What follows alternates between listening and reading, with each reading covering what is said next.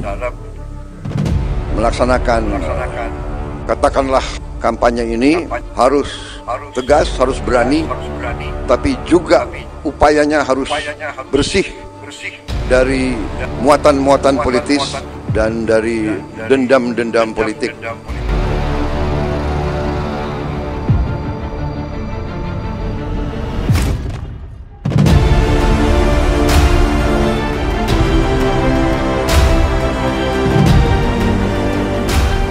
Nah, menurut saya apa yang dilakukan Pak Prabowo ini sangat semut sekali dan sangat halus sekali. Ya, karena apa? Karena kalau kita lihat dari hasil elektabilitas pada Litbang Kompas, yaitu jagoan dari PDI Perjuangan itu mengalahkan setidaknya Ahmad Lutfi dan juga Ridwan Kamil. Ini sangat mengejutkan sekali. Dimana kalau kita lihat pertemuan dengan mantan Presiden Joko Widodo dan Ahmad Lutfi dan bahkan juga Tak Yasin pada saat lalu memang beberapa kali terlihat di media ada pertemuan. Nah, bahkan juga pada saat lalu Ridwan Kamil bertemu dengan mantan Presiden Joko Widodo. Nah, artinya sudah terang-terangan ya, mantan Presiden Joko Widodo itu mendukung kandidat calon gubernur Ridwan Kamil dan juga calon gubernur dari Ahmad Lutfi. Nah, tetapi walaupun sudah didukung terang-terangan oleh mantan Presiden Joko Widodo, tetapi juga tidak dapat mendongkrak elektabilitasnya. Dan bahkan juga dari hasil survei Litbang Kompas, Cagup-Cawagup PDIP unggul di Pilkada Jakarta dan Jateng. Padahal kalau kita lihat 2 bulan sebelumnya misalkan elektabilitas dari Pak Pramono itu sangat kalah telak dengan Ridwan Kamil dan Suswono. Dan bahkan kalau kita lihat pada saat lalu elektabilitas dari Andika Perkasa dan Hendi itu juga sangat kalah telak dengan elektabilitas dari Ahmad Lutfi dan Tak Yasin. Tetapi dari hari ke hari, waktu ke waktu, bahkan juga elektabilitasnya justru turun bukannya naik, walaupun juga sudah didukung oleh Kim Plus dan bahkan didukung terang-terangan oleh mantan Presiden Joko Widodo. Ini sangat mengejutkan sekali.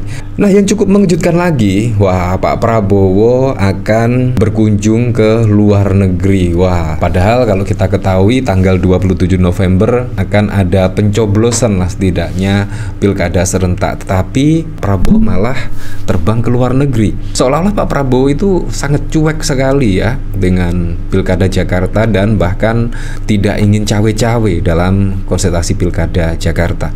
Apalagi kalau kita lihat dari postingan King Purwa di sini, menurut saya juga sudah sangat terang benderang ya, apalagi juga terkait kampanye. Pak Prabowo itu ingin kampanye yang bersih di pemerintahannya dan bahkan juga menghimbau jangan ada muatan politis dan juga dendam politik. Menurut saya ini sangat keren sekali. Kalau kita lihat misalkan flashback ke belakang ya, mantan Presiden Joko Widodo itu terlihat sangat dendam sekali ya kepada PDI dan khususnya kepada Ibu Mega.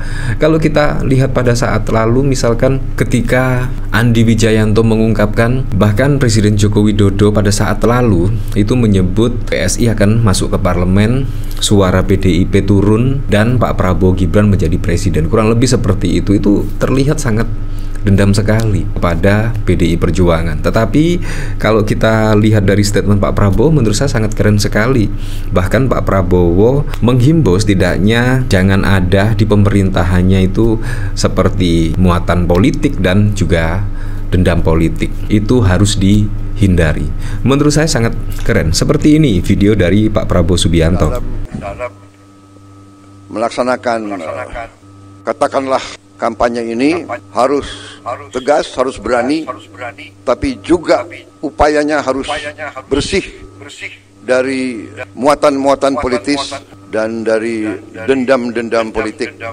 Wah, menurut saya sangat keren sekali lah. Ini bahkan juga dikomentari oleh King Purwa, Bos Purwa. Arah tembakannya ke siapa ya? Kampanye pemerintahan yang bersih, tapi ada syarat jangan ada muatan-muatan politis dan dendam politik. By the way, kasus Tom Lembong, apa ada unsur politis atau bagian dari dendam politik kah Pak Prabowo? Ya memang.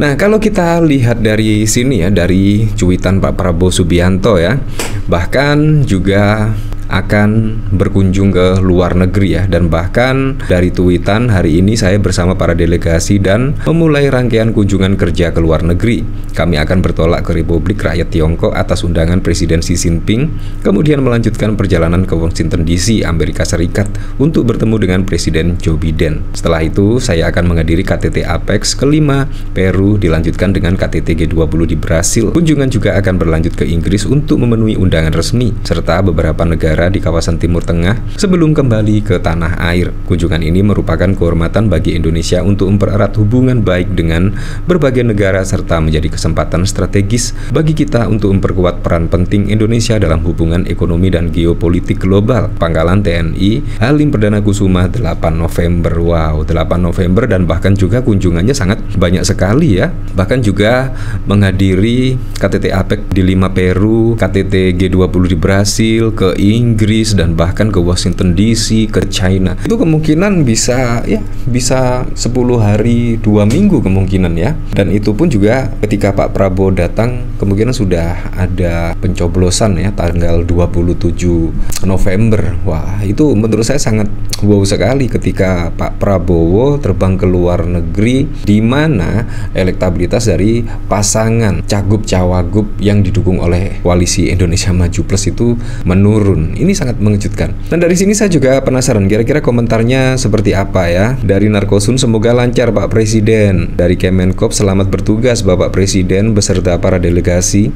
Semoga lancar dan kembali ke tanah air dengan penuh rasa bangga. Dari Cakalang Fufu, hati-hati di jalan Pak Prap. Makanya yang pasti hati-hati Pak, tim kesehatan dan gizi ganti baru semua, pakai orangnya Bapak, ratunya nggak langsung. Semoga lancar Pak. Salam untuk Xi Jinping, jangan lupa tenaga kerja asal Tiongkok tarik pulang. Sehat selalu Pak. Nitip Menteri Budi Ari segera dicopot untuk diperiksa terkait kasus judo. Pastikan Jokowi dihukum atas kejahatannya menjalankan proyek obor yang merugikan negara. Aduh, Fafa pegang komando Pak. Jangan Pak, nitip comot semua menteri setingkatnya, bebas bekas kabinet Jokowi semua. Hentikan ekspor pasir laut, hentikan PSN PIK 123. Dari Banten Selatan, selamat dan sukses Pak. Tolong kalau ada konferensi pers jawab langsung, jangan suruh menteri yang jawab. Jangan seperti presiden sebelum Bapak begitu bikin malu. Kalau Pak Prabowo yang berangkat berasa aman Indonesia di tangan beliau, kalau di tangan Mulyono bawaannya ngibul bulu ya. Seperti itulah. Nah, bahkan ini juga ada dari tweetan pas 3, yaitu Prabowo ke luar negeri, Jokowi ada di Jakarta. Ada yang nekat gunakan kekuasaan untuk cawe-cawe pilkada nggak ya? Ini juga sangat wow sekali ya. Dan kecurigaan masyarakat pun saat ini juga menyorot ke mantan presiden ke-7 Republik Indonesia. Kalau kita lihat pada saat lalu itu telah purna tugas dari jabatan Presiden Republik Indonesia itu akan pensiun. Setelah pensiun kan seharusnya santai-santai saja ya, menikmati suasana di Solo, suasana di rumah, menimang-nimang cucu dan lain sebagainya. Tetapi kalau kita lihat pada saat lalu, mantan presiden ke-7 Jokowi itu malah sibuk ya, setidaknya menerima tamu dari Cagup, Cawagup, calon bupati, calon wali kota dan lain sebagainya. Nampak sibuk sekali walaupun sudah pensiun. Nah, ini menurut saya Pak Jokowi itu belum bisa move on ya dari orang nomor 1 di Indonesia. Menurut saya belum bisa move on. Nah, pantas saja menurut saya masyarakat kalau curiga, menurut saya sangat wajar sekali ketika Pak Prabowo ke luar negeri, tiba-tiba mantan presiden ke-7 RI yang anak sulungnya menjadi wakil presiden, tiba-tiba Pak Jokowi juga berada ke Jakarta.